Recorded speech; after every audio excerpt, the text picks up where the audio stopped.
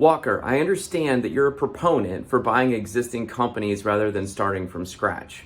But the thing is this takes debt. This takes personally guaranteed debt. And rates are at 11% and teed up to go a little bit higher.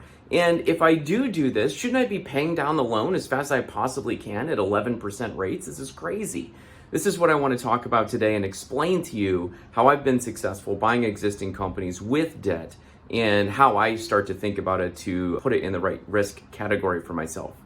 My name is Walker Diable. I'm the Wall Street Journal bestselling author of Buy Then Build and the creator of the Acquisition Lab. I want to first highlight that debt is a scary thing, right? And a lot of times we think about it in terms of our consumer mindset, right? So, we're gonna buy a house, we're gonna take a mortgage on a house, we're gonna buy an automobile, we're gonna put a vacation on a credit card that we can't pay off in full. Footnote, please don't do that. But the thing is that I wanna highlight a framework for how we think about debt, okay, and why we perceive it as risky. And then I want to explain how that unit of measure and how you're approaching it in this instance is probably a little bit different, okay? So this is the cash flow index, which was created by Dale Clarke and Garrett Gunderson and popularized in their book, Budgeting Sucks, okay? So the cash flow index is basically the loan balance, so the principal amount that you still owe on the loan, and then you divide by the minimum monthly payment. So some people might pay a little bit more into their mortgage or something to pay it off faster. We want to divide it by the minimum monthly payment, not what you're actually paying if you're overpaying, okay? And ultimately what this does is tell us the efficiency. It points to the efficiency of those dollars at play, okay? And so what I want to do is take an example. Let's say you buy a house for $1 million, okay? And you put down 20%, okay? So you take a loan of $800,000 in this instance, okay? So if you have a 30-year mortgage, okay, on $800,000. Now let's say you were lucky enough to do it when prime was 0 and you've got whatever, a 3% mortgage, okay? So your monthly debt payment is gonna be $3,374, okay? And this is gonna be below an $800,000 mortgage, okay? And this turns your cash flow index, okay, into 237.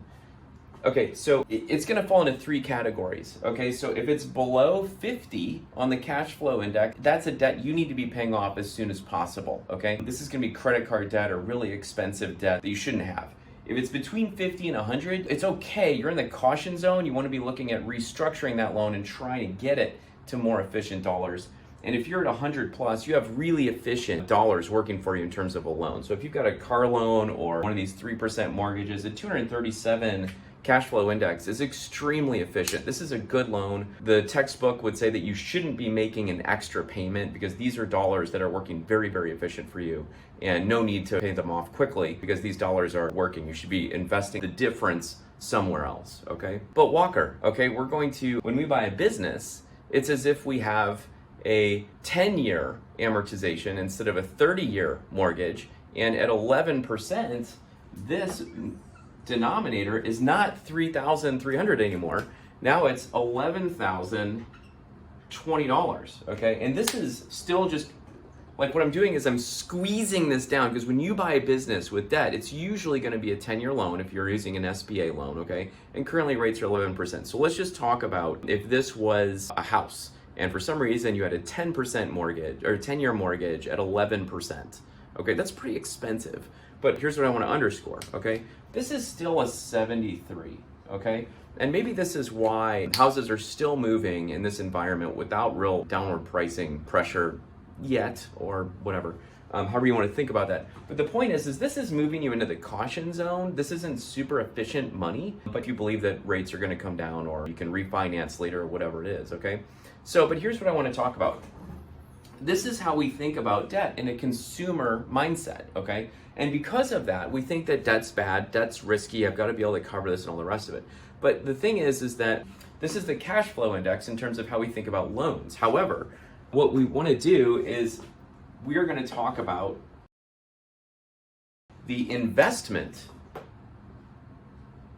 cash flow index. And this is where we start to acknowledge that the cash flow index really just takes into consideration the loan itself in an isolated form, okay? And when you are making an investment, okay, and using leverage on that investment, there's another component going on. And that's the cash flow coming in from the investment that you're making, right? So in other words, if you buy a house, okay, and you've got an $800,000 mortgage on it, that is just an expense that you better go to work and hustle and get that money and come in and pay that loan down, or at least be able to meet it every month, right? But the thing is that when you make an investment, so let's use the same numbers. It's a $1 million business acquisition, okay? You put 20% down, okay? You could put, it's sometimes as little as 10% down. I've done that a number of times. Sometimes I had to put as high as like 18, just depending. And then you take this $800,000 loan in order to acquire the business, okay? So with that, what we're gonna say is, let's pretend that we bought this business at a 4 times earnings, okay? So that would mean that this business is generating about $250,000 a year, okay? And we're gonna buy this business for $1 million, and we're putting down $200,000. Footnote, it's less than what it's earning a year still, even at a 4x.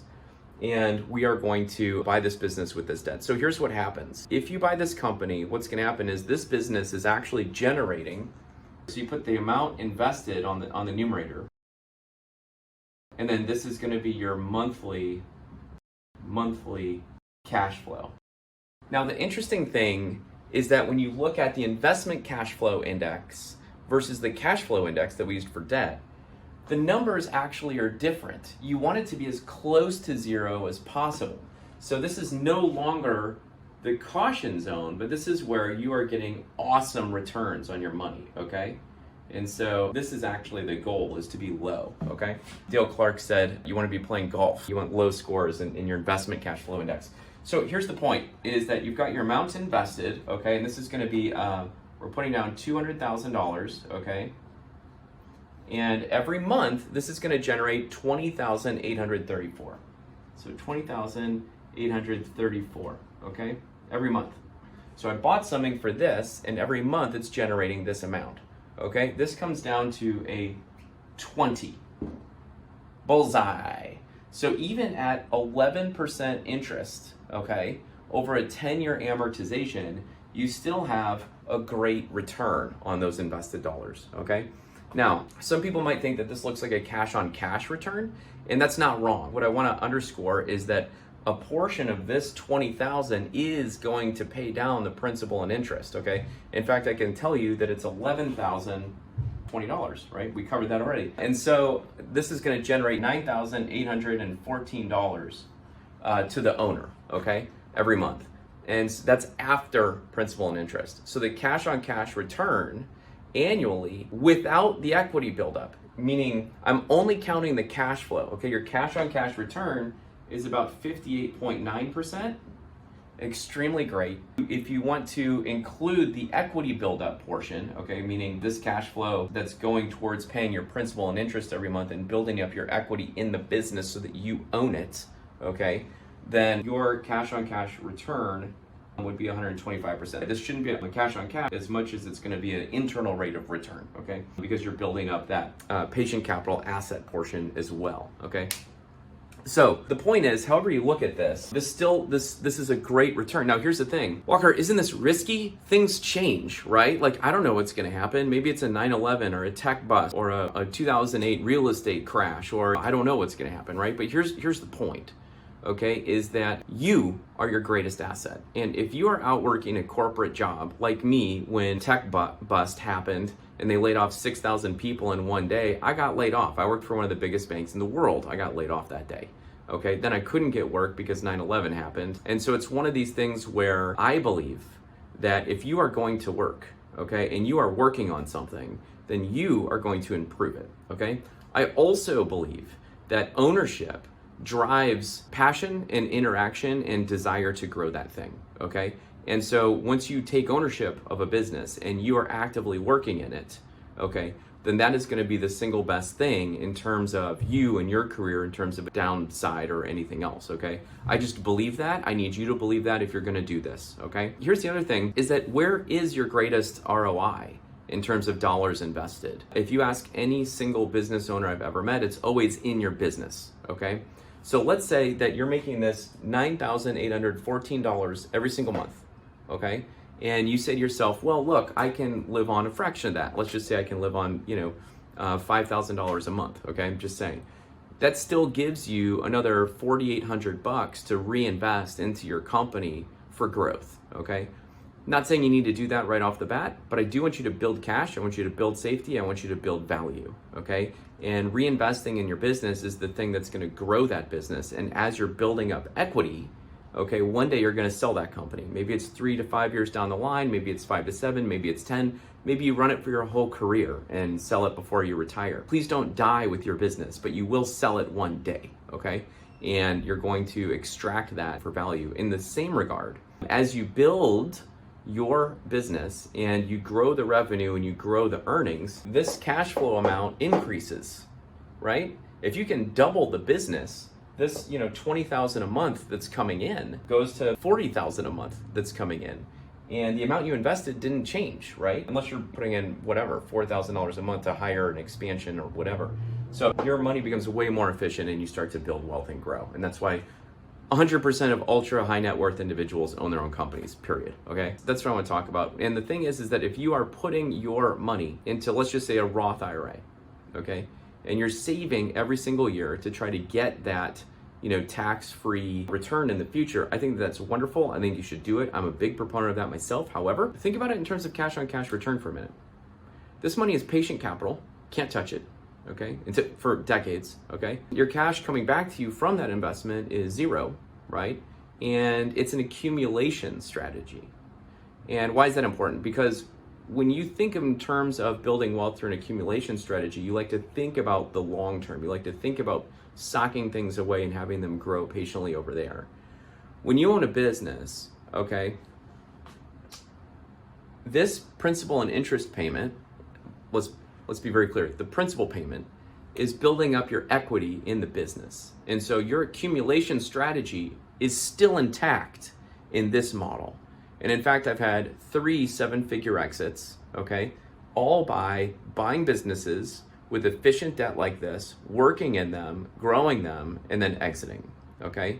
And so this is the thing that has worked for me. Here's the point. When rates are 11%, okay, fair weather buyers go home. The people that understand how capital works are still at the table out there looking for things to do. And there's a lot of people out there that seem to think that rates are only this high in the short term. I will agree that they're high. I think that when we were getting at 6% and people were complaining, that's not high. I've been around for a few decades doing this, and that's not high. But as we start to shoot north over 11%, they do start to feel high. However, if you put it in context with your investment cash flow index, you'll start to see how efficient those dollars are, okay? If you are thinking about acquiring a business in the next 6 to 24 months, we've built the Acquisition Lab, which is the premier accelerator for acquisition entrepreneurs. World-class education, small group coaching, tools, resources, service provider network, and a vetted community. Go to acquisitionlab.com and I'll see you on the inside. Thanks.